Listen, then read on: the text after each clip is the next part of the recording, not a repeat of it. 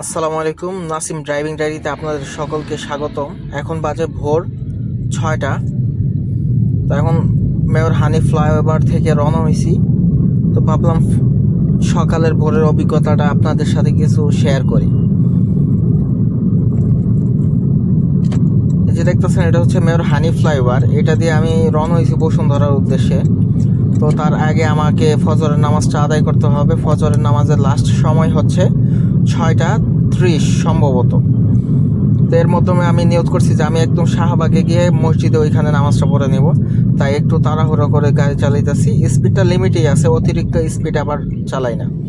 এই যে সামনের পিক আপটা দেখতেছেন, এর পিছনে লাল কাপড় বাঁধার একটাই কারণ, যাতে পিছনের গাড়িগুলো দেখতে পারে যে এখানে একটা রড আছে, নয়তো সরাসরি এটা কারো কপালে বা কারো গাড়িতে ঢুকে যেতে পারে। তাই সবাই যখন রড বা অন্য কিছু নেবেন তাহলে সামনে অবশ্যই লাল কাপড় বেঁধে রাখবেন। এই ফ্লাইওভারটা একটু সামনের দিকে সরু আর এদিকে একটু চওড়া আছে। ভোর আর রাত প্রায় সূর্য উঠবে এরকম ভাব। এই সময় গাড়ি চালাইতে ভালোই লাগে, দিনের আলো উপভোগ করা যায়, আবার কিছুটা অন্ধকারাচ্ছন্ন দৃশ্য দেখা যায়। এই সময় সামনের থেকে যদি বাস আসে, বাসের লাইটগুলোর কারণে সামনে অনেক সময় কিছু দেখা যায় না। তো আমি একটু স্পিডে বাড়িয়ে নিলাম, যেহেতু রাস্তা ফাঁকা, সকালবেলা ট্রাফিক নাই, কোনো সিগন্যাল নাই, কিছু নাই। তো আমি এটা প্রায় 9 মিনিটে আমি পোস্তগোলার এই পার থেকে হানি ফ্লাইওভারের এখান থেকে 9 মিনিটে আমি শাহবাগ পৌঁছে যাই, কারণ এত সকালবেলা রাস্তায় কোনো জ্যাম থাকে না।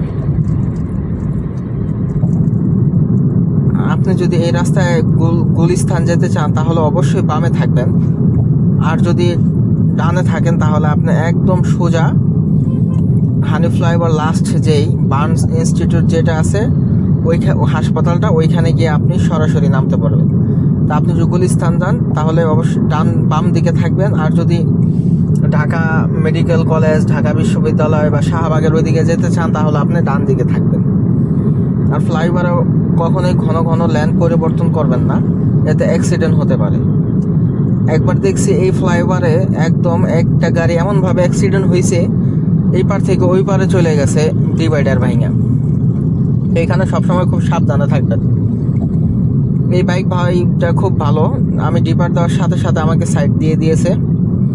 তো আমি তাকে ওভারটেক করে সামনে এগিয়ে চললাম। অনেক বাইকাররা আছে যারা সাইড দিতে চায় না, সামনে গিয়ে এদিক সেদিক ট্রিং ব্রিং করে। তিনি দেখলাম খুবই ভদ্র মানুষ। তো এই হচ্ছে সরু জায়গাটা, এখানে আপনি সামনের গাড়ি যেভাবে চলতেছে ওইভাবে চলবেন, অযথা বারবার ডিপার দিয়ে সামনের যে গাড়ি চালায় তাকে ডিস্টার্ব করবেন না, এতে সে বিরক্ত হইতে পারে। এখানে খুব স্লোলি চলা দরকার, কারণ এই দিক দিয়ে একটা ফ্লাইওভার কি দুইটা করা হয়েছে।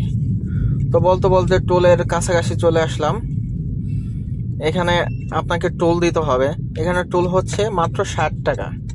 আপনি এই পার থেকে ওই পারে গেলে আপনাকে মাত্র 60 টাকা চার্জ দিতে হবে, এটা টোল।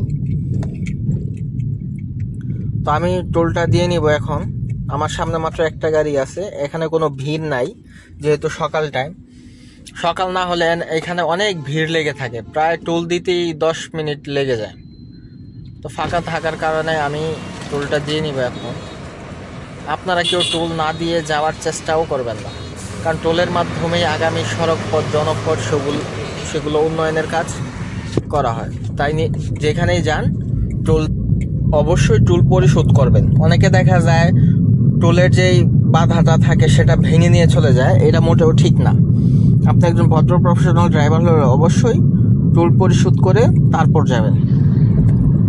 তো ওই বাইকের বাইকটার সাথে আবার দেখা হয়ে গেল, আবার তিনি সাইড দিয়ে দিলেন। তো আমি এইভাবে এগিয়ে চললাম সামনের দিকে। এই ফ্লাইওভারটা ঢাকার মধ্যে সবচেয়ে বড় ফ্লাইওভার। আপনি যদি যখন এই ফ্লাইওভারে গাড়ি চালাবেন খুব সাবধানতা অবলম্বন করবেন, আর রাতের বেলা খেয়াল রাখবেন, বিশেষ করে বাইকার ভাইয়েরা। এখানে অনেক সময় ছিনতাইকারীরা থাকে, রাস্তার পাশে দাঁড়িয়ে থাকে। আপনার হাতের থেকে ফোন বা কানের ফোন এগুলো ছিনতাই হয়ে যেতে পারে যে কোনো মুহূর্তে। তাই সব সময় এই রোডটা দিয়ে খুব সাবধানে থাকবেন। তো কথা বলতে বলতে প্রায় একদম ফ্লাইওভারের লাস্টে চলে আসছি। এখন আমি ফ্লাইওভারের র্যাম্প থেকে নামবো, নেমে ডান দিকে মোড় নেব। এখান থেকে যদি আপনি ডান দিকে চলে যান তাহলে আপনি এখান থেকে বার্ন ইনস্টিটিউট, বাম দিকে আপনার ঢাকা মেডিকেল, তারপর সোজা আপনি ঢাকা বিশ্ববিদ্যালয়ে যেতে পারবেন। ওই রুট ধরে আপনি একদম সোজা গেলে শাহবাগ, তারপর এইভাবে দিয়ে আপনি সোজা এয়ারপোর্ট রোডে চলে আসতে পারবেন। যারা রোড চেনেন না তাহলে অবশ্যই গুগল ম্যাপ দেখে গাড়ি চালাবেন, তাহলে আপনি রোডঘাট ভালোভাবে চিনতে পারবেন। আমি যখন প্রথম ড্রাইভিং শুরু করি তখন আমি রোডঘাট তেমন চিনতাম না, আমি গুগল ম্যাপসটা বেশি ইউজ করতাম, যার ফলে এখনও মোটামুটি অনেক রাস্তা চিনি। সব যে চিনি তা এমন না।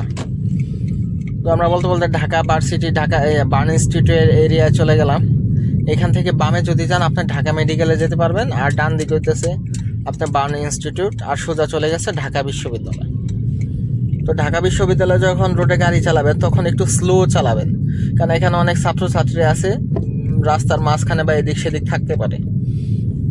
আর যখন আগে এই রোডে ঢুকবেন তখন ম্যাপটা দেখে নেবেন যে এই রোডটা জ্যাম আছে কিনা। সকালে তাই আমি ম্যাপটা দেখি নাই, কারণ ফাঁকাই থাকে, কারণ এই রোডের সামনে সব সময় আন্দোলন, এই দাবি ওই দাবি লেগেই থাকে। এখানে একটা চত্বর আছে, সেখানে টিএসসির মোড় আছে, সেইখানে বেশিরভাগ সময় মিছিল, হট্টগোল, দাবি দাওয়া এগুলা লেগেই থাকে। তাই এদিকে আসলে অবশ্যই ম্যাপটা দেখে তারপর বের হবেন। তো বলতে বলতে অনেক সময় হয়ে গেছে, নামাজের আর প্রায় 20 মিনিটের মতো সময় আছে। তো আমাকে একটা মসজিদ খুঁজতে হবে নামাজ আদায় করার জন্য। তবে যে যাই করুন, যেই কাজেই থাকুন না কেন, নামাজটা কখনো মিস দিবেন না। এই দেখছেন কতটুকু অল্প পরিমাণ জায়গা আছে, প্রায় 4 আঙ্গুল ফাঁকা থাকে এই চেক পোস্টটাতে। তারপর আমি একটু কষ্ট করে গাড়ি একদম স্লো করে ঢুকে গেলাম। এটা দিয়ে ঢোকার সময় খেয়াল রাখবেন যাতে আশেপাশে গাড়িতে আঁচড় না লেগে যায়। তো আশেপাশে আমি খেয়াল করতেছি, মসজিদ খুঁজে পাইতেছি না। সামনে মনে হয় একটা পাইছি, তবে এইখানে গাড়ি রাখার জায়গা তেমন দেখতেছি না। একটু খেয়াল করে নিই যে এখানে গাড়ি রাখার জায়গা আছে কিনা। বাম দিকে একটা মসজিদ আছে, কিন্তু এখানে গাড়ি রাখতে হলে মেন রোডে রাখতে হবে, কিন্তু মেন রোডে গাড়ি রাখাটা খুবই রিস্ক। তাই এখান থেকে আমি বের হয়ে গেলাম, বের হয়ে সামনের দিকে চলে গেলাম। সামনে আরেকটা মসজিদ আছে, ঢাকা ভার্সিটির মসজিদ। এটা হচ্ছে মেট্রো রেল, ঢাকা ইউনিভার্সিটির মেট্রো রেল।